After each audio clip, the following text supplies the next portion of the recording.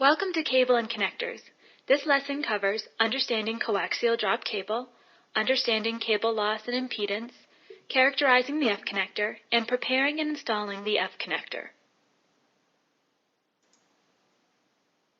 Coaxial cable, coax, is the primary medium for transmitting RF signals in a broadband cable system.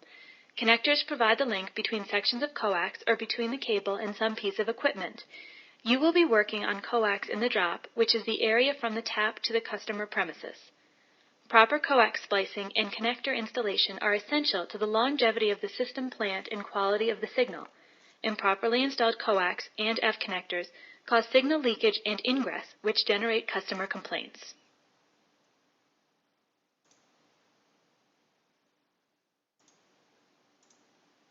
In this lesson, you will learn about coax and F connectors and identify their different types and properties. Before you learn how to work with coax and F connectors, it is necessary to understand what they are, what their electrical and mechanical properties are, and how to identify the correct size for an installation. You also should understand the proper handling of dropped cable and be aware of the factors that can affect signal quality. The structure of coax keeps RF signals inside the cable while protecting them from interference from outside sources. The cable also must be capable of carrying forward 54 to 860 MHz and higher and return path 5 to 42 MHz RF signals as well as AC voltage 60 to 90 VAC on the same cable. Understanding coaxial drop cable. After successful completion of this module, you will be able to identify the different components of coaxial cable and identify the different sizes and types of drop cable and describe their properties and applications. Coaxial cable is composed of layers in a cylindrical shape, but is produced in several different versions designed for different uses. Some drop cable types have a different number of layers than others. Each layer adds slightly to the diameter of the cable. The basic components of drop cable from the inside out are 1. Center conductor, 2. Dielectric, 3. Shielding layers, 4. Flooding compound, if used, 5. Armor, if used, 6. Jacket, if used, and 7. Messenger, if used. Cable is designed for different environmental conditions, such as extremes in temperature, humidity, and salt water, and for use in underground, aerial, or indoor applications. The drop cable center conductor, on which RF signals travel, can be made of either solid copper or steel with a copper cladding, or coating. While solid copper is a better conductor, copper-clad steel coax is stronger, will tolerate more frequent flexing, and costs less. The dielectric is composed of foam polyethylene. It supports and surrounds the center conductor down the center while providing insulation between the center conductor and aluminum sheath, also called the outer conductor. RF signals flow via magnetic and electrical fields between the sheath and the center conductor. The center conductor typically is bonded to the dielectric with an adhesive coating or treatment. This inhibits moisture migration and corrosion. It is extremely important for the installer to strip the dielectric and the adhesive from the center conductor when preparing the cable for installation of a connector. The dielectric also may be treated with an adhesive between it and the outer conductor to inhibit water migration and connector pullout, while improving handling and cable strength in cold weather. Are these statements true or false? Use your mouse to select the correct answer.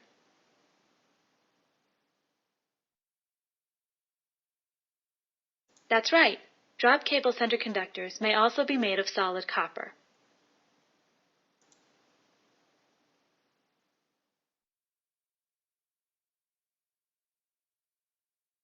That's right. The shielding component prevents RF signals on the coaxial cable from radiating into the air, egress. The shielding also prevents undesired over-the-air signals from entering the coax, ingress. There can be as many as 4 layers of shielding, but not all of them exist on every cable installed in your system. The first layer of shielding is an aluminum polypropylene aluminum, APA, laminated tape that bonds to the outside of the dielectric, covering it completely. The second layer of shielding, called dual shield, is a series of aluminum alloy wires braided around a certain percentage of the cable. Typical braid coverage percentages can be from about 40% to 96%. Most cable companies use at least 60% braid coverage cable. This braid provides increased electrical shielding against ingress and egress while maintaining flexibility of the cable.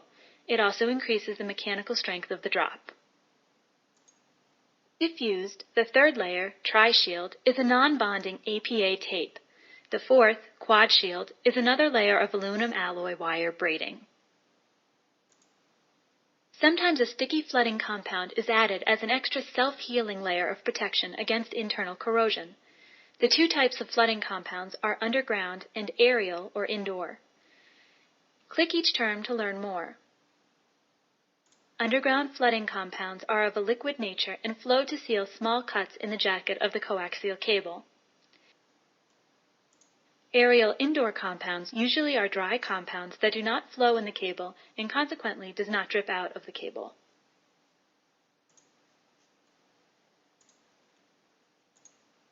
It is important not to use underground drop cable indoors because it may ruin a customer's carpeting or furniture if the flooding compound leaks out of a connector or a cut in the cable jacket. The jacket adds rigidity and protection to the internal components of the cable. It also environmentally seals the cable components from the elements. The jacket material can be polyvinyl chloride, PVC, for underground drops or polyethylene for aerial and indoor cables. The PVC jacket is more rugged for use in the ground. Other jacket materials are used for special application cables such as plenum cable used in air ducts. It is very important to select the right cable for specific indoor applications to meet fire and safety codes. The image presents the National Electrical Code (NEC) ratings and approved applications for various types of indoor coaxial drop cable. The messenger is a narrow galvanized steel wire attached to the outside of the drop cable to support the cable's weight when suspended and to protect it from stress. Messenger drop cable is used in aerial installations where it is attached with the aid of hardware to the coaxial cable strand at one end and to the customer premises at the other. In this exercise, drag and drop the component to its correct location on the drop coaxial cable.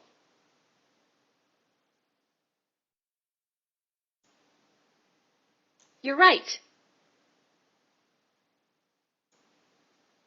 You're right. You're right.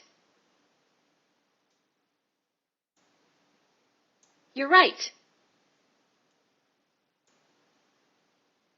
You're right. You're right. You're right. You're right. You're right.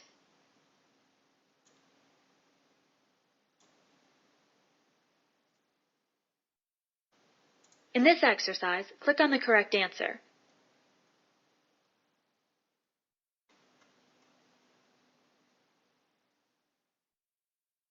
You're right.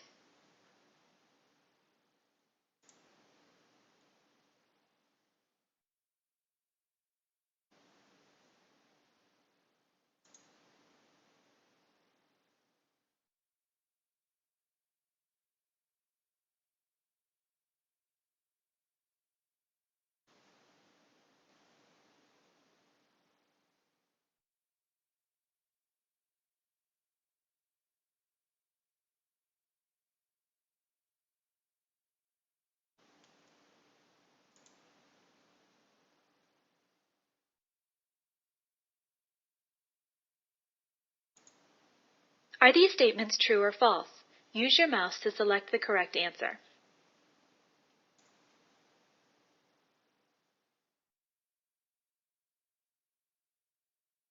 That's right.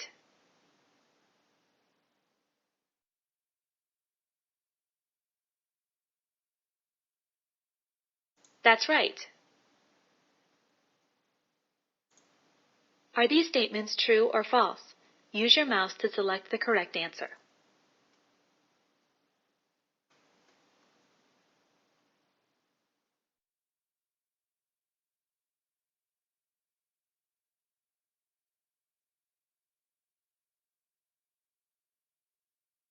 That's right.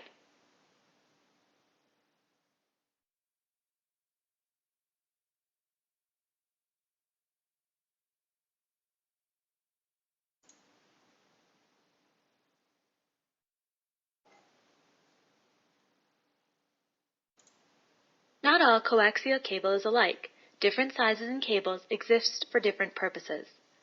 Larger diameter drop cable is used where the signals must travel over long distances. The larger diameter helps reduce signal loss during transmission. The three common types of drop cable are known by their series number, 59, 6, and 11, which relates to their size. The larger the coaxial drop cable and its corresponding center conductor, the less attenuation or loss of the signal occurs, and the stronger the signal is at its intended destination for a particular frequency.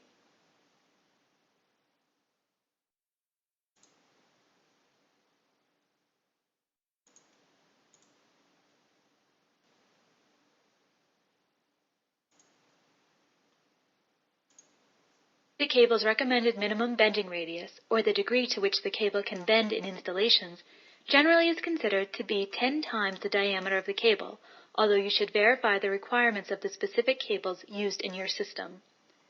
Exceeding the minimum radius bend can damage the cable, resulting in picture quality degradation at the customer's TV set. The picture shows some typical installation areas requiring compliance with the recommended minimum bending radius and diameter.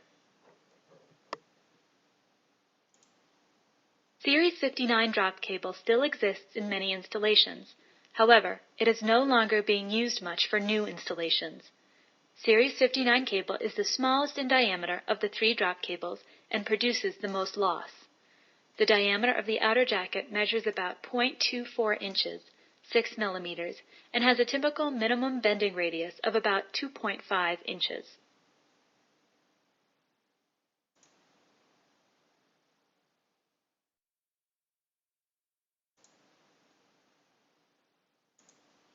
Series 6 is the most commonly used drop cable in installations today.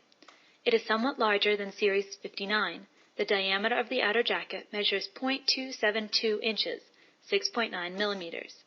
It provides less signal loss and has a larger recommended minimum bending radius of approximately 2.75 inches.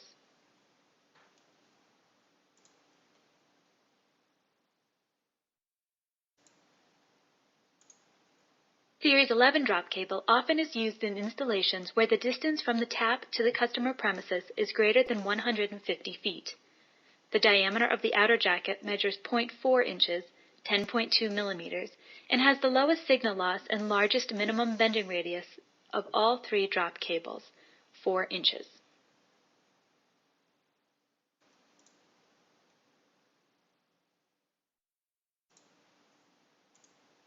In this exercise, use your mouse to click on the correct answer.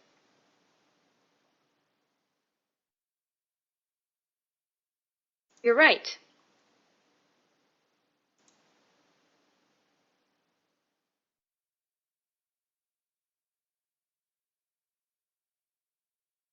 You're right.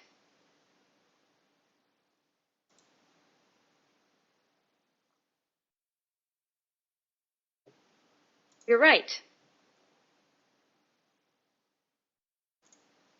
In this exercise, use your mouse to draw a line from the question in column A to the correct answer in column B.